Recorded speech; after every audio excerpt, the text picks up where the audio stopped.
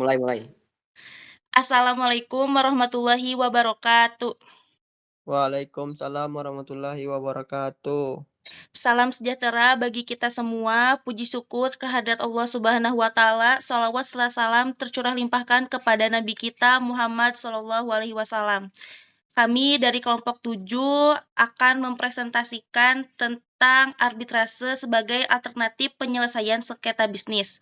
Sebelumnya, izin memperkenalkan diri, nama saya Sarah Yuliani dan rekan saya. Nama saya Munajmi Munawar. Nah, langsung ke pembahasan. Next, Sa. Nah, di sini ada definisi tentang arbitrase. Nah, arbitrase ini merupakan metode penyelesaian sengketa bisnis yang semakin populer di dunia bisnis. Dan juga arbitrase ini digunakan sejak zaman kuno sebagai cara penyelesaian sengketa tanpa melalui proses peradilan formal. Jadi, arbitrase ini merupakan penyelesaian masalah atau sengketa perdata di luar peradilan hukum. Dan juga arbitrase ini sudah tercantum di Undang-Undang Pasal 5 Ayat 1 Nomor 30 Tahun 1999. Next. Selanjutnya akan dibahas oleh Nazmi. Baik, di sini ada ruang lingkup. Ruang lingkup arbitrase. Arbitrase adalah salah satu metode alternatif penyelesaian sengketa di luar pengadilan yang didasarkan pada perjanjian tertulis antara pihak yang bersengketa. Ruang lingkup arbitrase sangat luas dan dapat mencakup berbagai jenis sengketa, baik di bidang komersial, investasi, maupun konstruksi dan maritim. Komersial merupakan penyelesaian sengketa perdata di luar peradilan umum yang dilakukan dengan perjanjian arbitrase yang dibuat secara tertulis oleh para pihak yang bersengketa. Investasi, prosedur untuk menyelesaikan perselisihan antar investor asing dan negara tuan rumah.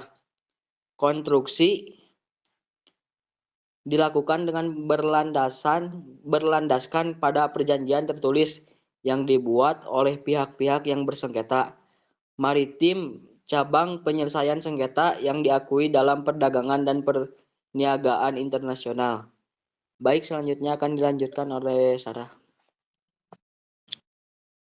Jadi, selanjutnya yaitu ada jenis-jenis arbitrase.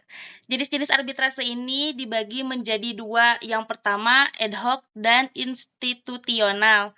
Nah, dalam jenis arbitrase ad hoc ini, para pihak yang terlibat sengketa diberikan kebebasan untuk menentukan sendiri arbiter, kerangka kerja, prosedur, dan aparatur administrasi dari arbitrase. Pembentukannya perlu mendapat persetujuan dari pihak-pihak yang terlibat sengketa. Yang kedua yaitu institusional, sifatnya yang permanen dan tetap. Ini merupakan ciri utama yang membedakan dengan arbitrase ad hoc. Ketika satu sengketa selesai, badan arbitrase ini akan menyelesaikan sengketa-sengketa lainnya. Next. Selanjutnya, faktor terjadinya sengketa bisnis yang akan dijelaskan oleh Nazmi. Baik, di sini ada faktor terjadinya sengketa bisnis. Kontrak yang tidak pantas, yaitu kontrak yang tidak jelas, ketidaksesuaian dalam pemahaman,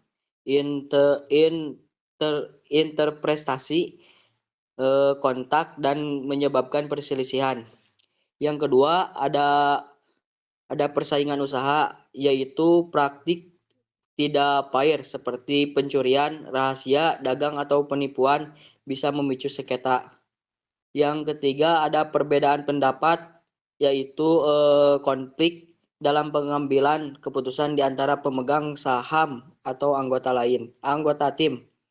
Yang keempat ada kualitas produk atau layanan, yaitu ketidakpuasan pelanggan terhadap kualitas produk atau layanan yang diberikan. Yang kelima ada keterlambatan pembayaran, yaitu masalah dalam arus kas atau pembayaran yang terlambat dapat menyebabkan ketegangan antara pihak-pihak yang terlibat. Dan yang keenam, ada perubahan regulasi, yaitu perubahan dalam hukum atau regulasi yang mempengaruhi operasi bisnis. Yang terakhir, ada hubungan bisnis yang buruk, ketidakcocokan atau konflik pribadi di antara pihak yang berbisnis bersama. Next. Baik, selanjutnya akan dijelaskan oleh Sarah.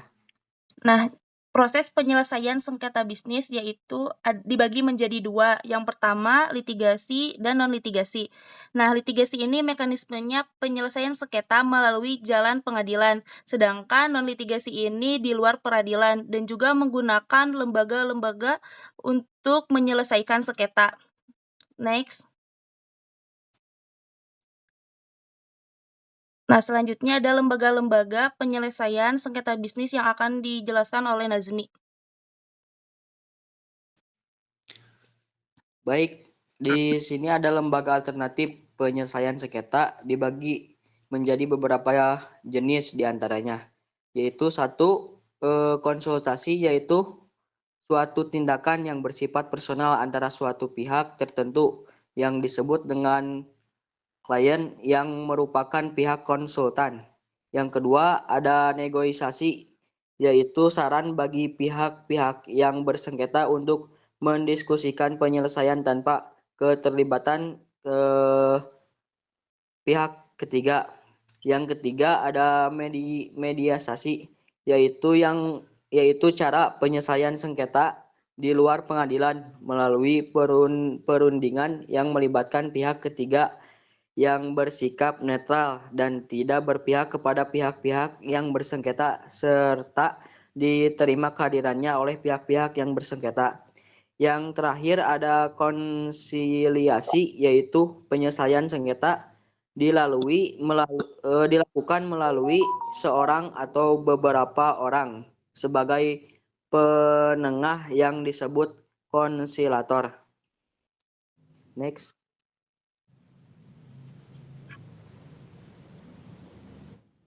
Baik, sebelum lanjut ke kesimpulan, mari kita buka sesi tanya jawab.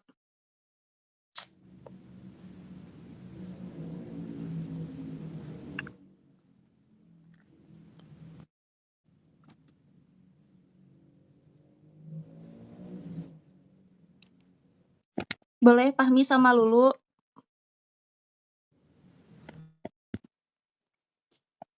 Mengapa perusahaan lebih memilih arbitrase dibandingkan litigasi di pengadilan dalam penyelesaian sengketa bisnis? Ditampung dulu ya pertanyaannya. Lulu apa? Bagaimana jika salah satu pihak mengingkari perjanjian arbitrase? Terima kasih. Sama-sama.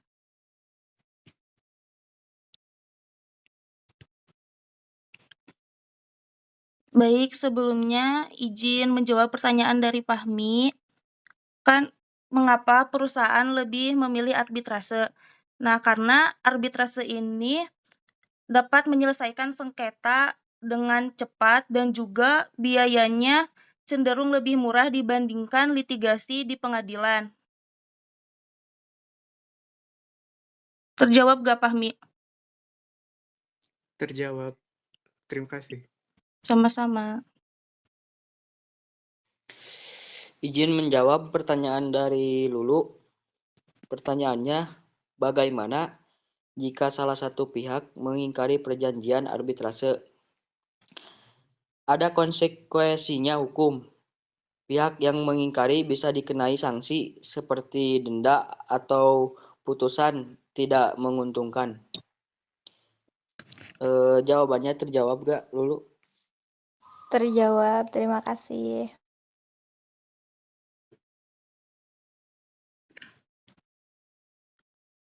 Baik, mungkin kesimpulan dari arbitrase ini merupakan alat yang sangat berguna dalam penyelesaian sengketa bisnis, fleksibel, efisien, dan juga